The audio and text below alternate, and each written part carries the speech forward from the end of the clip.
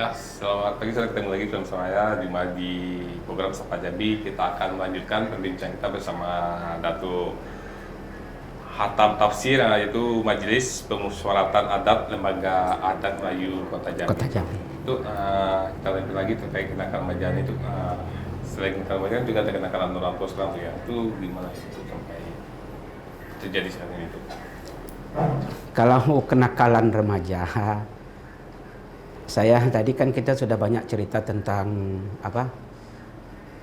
perkelahian, begal. Nah, yang tidak kalah pentingnya sekarang ini kenakalan remaja ini di antara muda-mudi. Nah, kalau kata anak muda kini kan berpacaran. Nah, kadang-kadang mereka ini berpacaran itu sudah artinya sudah di luar batas-batas kewajaran. Nah, sering kita dengar di RT-RT ini ada tertangkap basah. Nah, ini juga jadi masalah di Kota Jambi ini.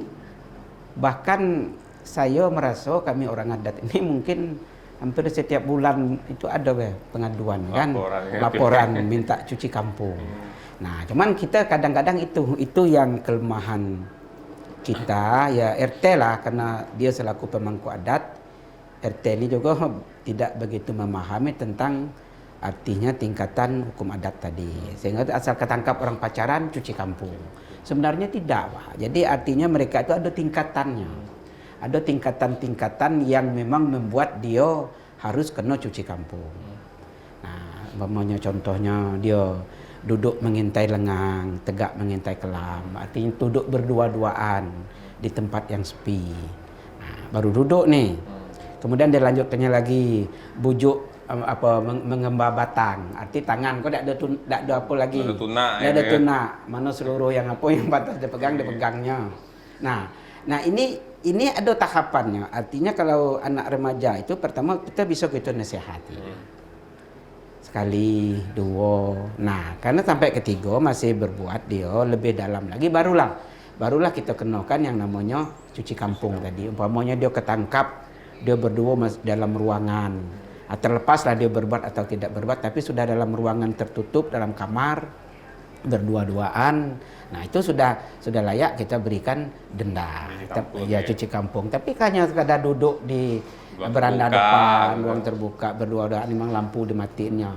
Nah, itu sudah cuci kampung kan belum pantas juga. Ini sehingganya timbul anggapan di tengah masyarakat bahwa hukum adat Jambi itu sepertinya mengada-ada. Sebenarnya tidak mengada-ada, itu karena ketidakpahaman di tingkat bawah dari pemangku adat tadi dalam menerapkan hukum adat itu. Tapi kalau memang sudah terbukti artinya dia sudah berdua-duaan dalam kamar, apalagi sudah tidak berpakaian segala macam yang bukan muhrim, nah itulah layak kita itu yang perlu kita denda. Tapi jangan asal orang pacaran di RT kita itu ditangkap oleh pemuda langsung denda juga gitu kan. Itu kadang-kadang itu juga masalah menjatuhkan image adat Jambi itu padahal seharusnya bukan begitu. Adat bukan menghukum memponis langsung kayak gitu, karena ada tahap-tahapan yang harus dilakukan tuh ya.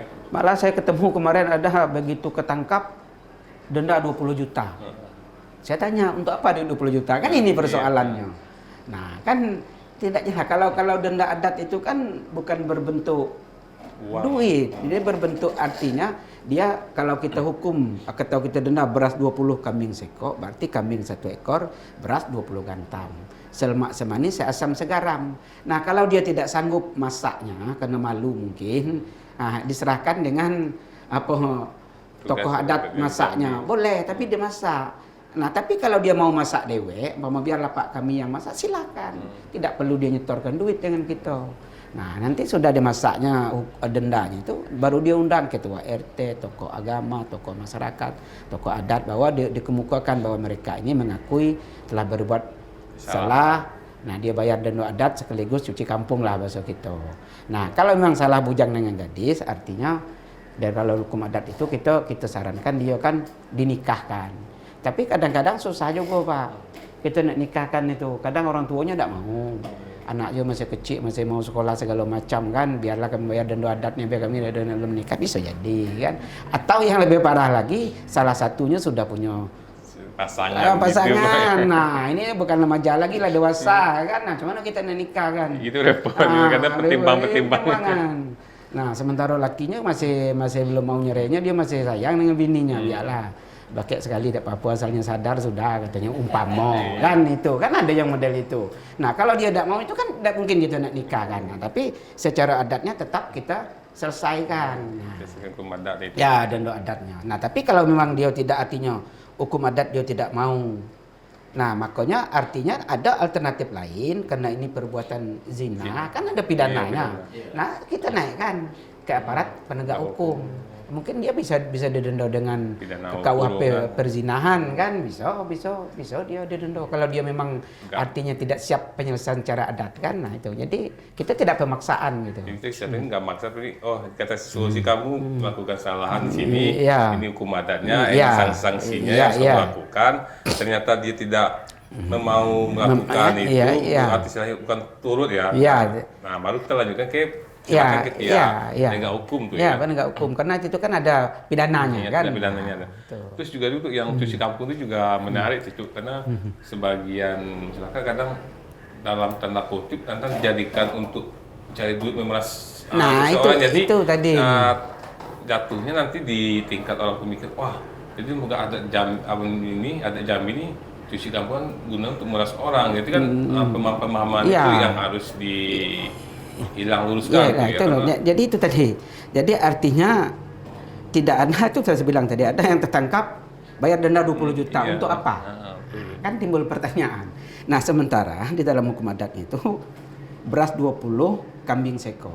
Di situ tidak disebutkan kambing sebesar apa, tidak. Bebas itu tergantung dengan tingkat kemampuan si pelaku tadi. Kecil kambing, besar kambing, asal bisa dimakan kambing. Nak kambing jantan, kambing betina, tidak masalah. Nah, dia siapin itu. Walaupun dia bayar dengan uang, artinya bisa dihargai dengan harga yang mau dibeli. Beras 20 gantang itu berapa kilo umpamanya. Kambing seekor itu berapa. Selemak semanisnya berapa, cabai, garam, taruhlah ada biaya masak semacam. Nah, itu yang dihitung dengan duitnya sekian pokoknya. Kalau menurut hitungan saya itu sekitar antara 5 sampai 7 atau 8 juta lah. Itu sudah standar sudah. Tapi kalau sudah 20 itu kata Wak tadi itu memang orang berpikir kan ini ada apa kan gitu, dan untuk apa gitu. Betul karena dengan cuci kampung ini orang ini dijadikan tameng untuk cari duit yang kadang kalau kita lihat di kampung itu kadang dia duduk berdua kan kamu bukan kesalahan cuci kampung. Nah, itu makanya kembali lagi ke awal, ketua RT dan lead itu kita perkuat ke depan rencana lembaga adat kota ini. Kita bekali sehingga mereka betul-betul artinya paham di dalam menjatuhkan sanksi adat itu, tidak dia asal-asalan. Nah, itu. Untuk dengan sanksi adatnya apakah memberi efek jera bagi anak remaja yang misalnya apakah tetap mengulang lagi itu perbuatan yang baik dari tawuran, pembacokan, semua yang kegiatan terus yang bilang buat yang tidak senonoh itu tuh apakah membuat jera bagi pelaku ini dengan diberikan sanksi hukum adat itu? Harapan kita gitu, Pak. Karena artinya kalau soal hukum adat ini mungkin kalau kita hitung dengan materi mungkin tidak seberapa kan. Mungkin semua orang sanggup bayarnya. Tapi kalau dulu dan lo adat itu malunya, Pak, sanksi adat itu. Moral itu ya? Iya, moral, larinya kan ke moral. Aku ngomong kalau dulu hukum adat kalau seseorang itu sudah kena denda adat itu susah dia. Malah kan sampai sekarang ini seperti di Moro Jambi itu di Merangin itu pakai ada perdanya, Pak. Umpamanya Bapak mau nyalon jadi kepala desa. Kak dulu, pernah ada kena denda adat? Oh, pernah, Pak. Enggak boleh nyalon. Batal dia. Secara otomatis. Jadi sanksinya sanksi moral gitu kan. Nah, kalau mungkin lebih dari jera lah kan. Nah, dan lagi orang adat ini kalau dulu karena adat kan tidak punya rumah tahanan. Kalau orang yang tidak mau patuh dengan hukum adat itu, mereka itu dikucilkan di tengah masyarakat itu. Ini yang lebih sakitnya, Pak. Umpamanya dia mau sedekahan, orang tidak mau datang. Orang sedekahan dia tidak diundang. Dia mau nikahkan anaknya, orang tidak mau hadir. Orang nikahkan anak orang tidak mengundang dia. Dikucilkan. Terus sama kayak yasinan tidak tinggal. Tidak diundang ya. Jadi akhirnya dia kan tidak kerasan itu. hidup di tengah masyarakat serasa dalam hutan, akhirnya pindah melarikan diri kan, banyak itu yang model itu. Karena kita sendiri di situ, masyarakat semua kita nggak udah melibatkan, Nggak melibatkan sendiri. kita. Secara betul kata Datu kan, secara finansial mungkin berapa diminta mungkin Iya, sanggup ya sanggup bayar, dia, iya. tapi secara moral, tekan batin ya, Tekan seperti batin dia. sanksi Iya. hukum masyarakat Hukum gitu ya. masyarakat, iya, hukum masyarakat. Nah itu, jadi masyarakat harus paham juga, arti ketika orang itu tidak mau patuh dengan sanksi adat, salah satu hukumnya kalau hukum adat itu dia ini dikucilkan dari masyarakat. Nah, kalau dalam bahasa adat itu dia disuruh bekambing kijang, ayam kuau, berarti pindah dari desa itu masuk ke hutan. Nah kalau sekarang mungkin tidak mungkin lagi memindahkan orang karena dia punya hak milik kan, sudah bersertifikat dia kan. Nah, tapi dikucilkan dan itu kan dia sudah kena mental gitu ya. Ya, untuk moral hukum sosial ya. kan tuh, karena pasti tidak kerasan. Semakin pintar dia semakin tambah malu dia tuh. Betul, karena sanksi moral ini juga lebih tinggi dibanding sanksi uang dan sanksi pidana. Karena kalau sanksi pidana keluar setahun 2 tahun keluar bebas lagi, bangga ya, wah keluar. Ada masalah, bebas. Kalau sanksi hukum moral adat itu kan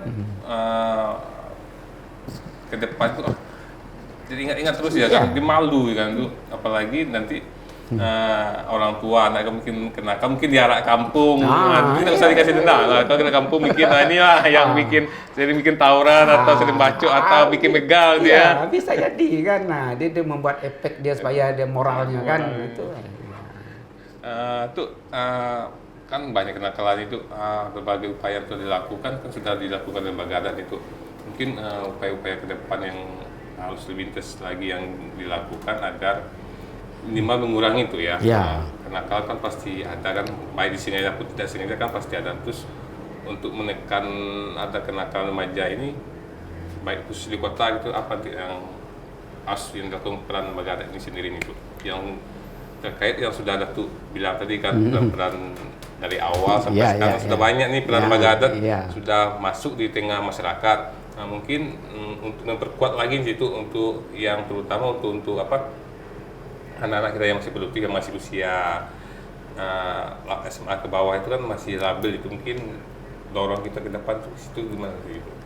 Nah, artinya kan sebenarnya itu tidak cukup hanya melalui lembaga adat ya, arti harus ada sinergi atau kerjasama seluruh elemen. Mungkin dari lembaga adat, dari pemerintah dalam hal ini dinas pendidikan, mungkin dari agama ya, dari masalah agama, dari tokoh-tokoh masyarakat. Jadi kalau hanya mungkin mengandalkan lembaga adat, saya yakin memang berat, karena lembaga adat ini setiap bergerak kita kan harus ada dananya. Nah, sementara kita tidak punya anggaran yang pas tentang itu, hanya kita berharap artinya hibah dari pemerintah kota. Tapi alhamdulillah beberapa tahun ini pemerintah kota itu sudah mulai artinya memahami peran dan fungsi lembaga adat dalam di tengah kehidupan masyarakat yang serba wah sekarang kan. Nah, tapi tidak cukup itu tadi. Jadi harapan kami dari lembaga adat, kita harus bersinergi lah.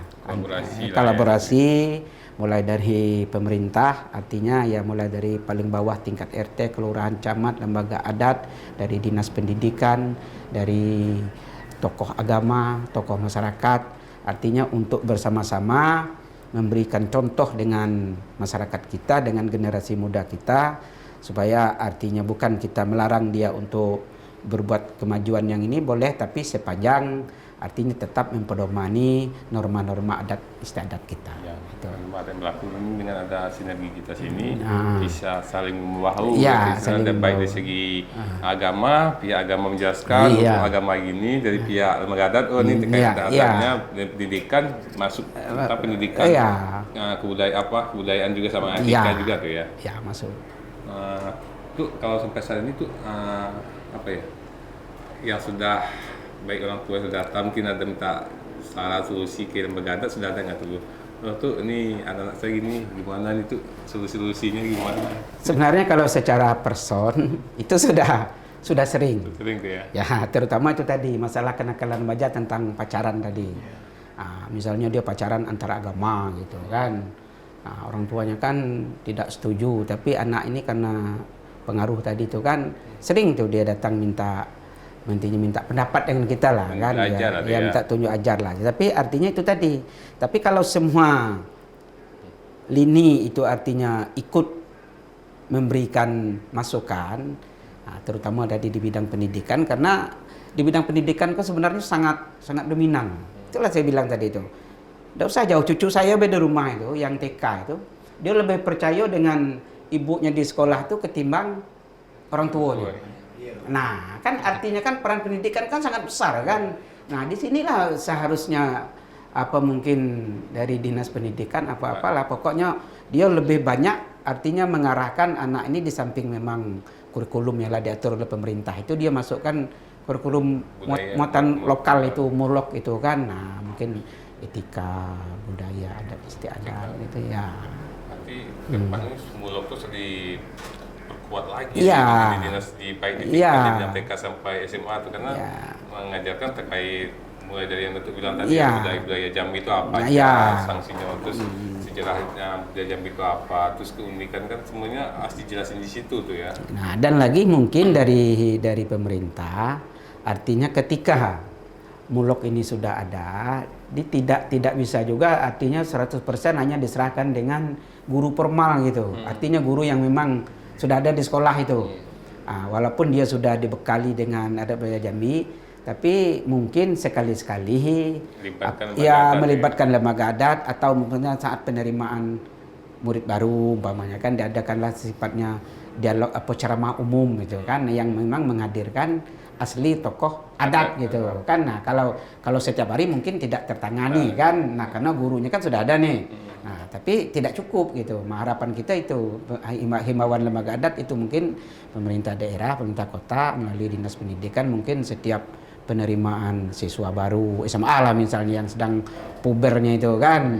Nah, jadi maunya itu harapan kami kalau bisa diadakanlah seperti kuliah umum tentang adat budaya Jambi oleh pengurus lembaga adat, tidak dari guru-guru yang lah ditunjuk tadi itu. Biasanya pas penerimaan istilahnya ospek ya, saya bikin ospek hari pertama sebelum mulai, ya adakan dulu undang lembaga adat Jambi, di situlah akan menjelaskan terkait budaya dan adat istiadat kota Jambi khususnya.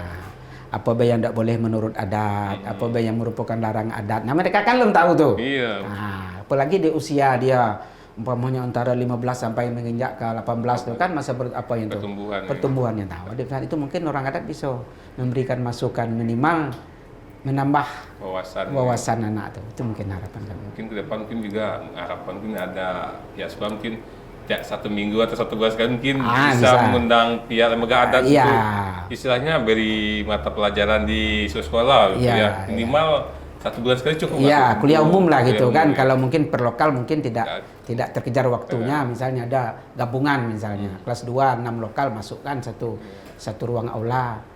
Ada dapat pembinaan dari lembaga adat kota. Atau gitu. 1 bulan sekali dari kelas 1 sampai kelas 3 itu wajib datang di satu aula. Nah, nanti pencerahan pematerinya dari lembaga adat sendiri ya. Itu perbincangan kita ini cukup menarik kenakalan Majan. Tapi waktu juga yang memisahkan kita tuh mungkin di lain kesempatan kita akan membahas lagi terkait adat dan istiadat yang ada di kota Jambi sendiri itu. Dan itulah perbincangan kami bersama Majelis Permusyawaratan Adat Lembaga Adat Melayu Kota Jambi dan Waalaikumsalam warahmatullahi wabarakatuh. Kompas TV independen terpercaya.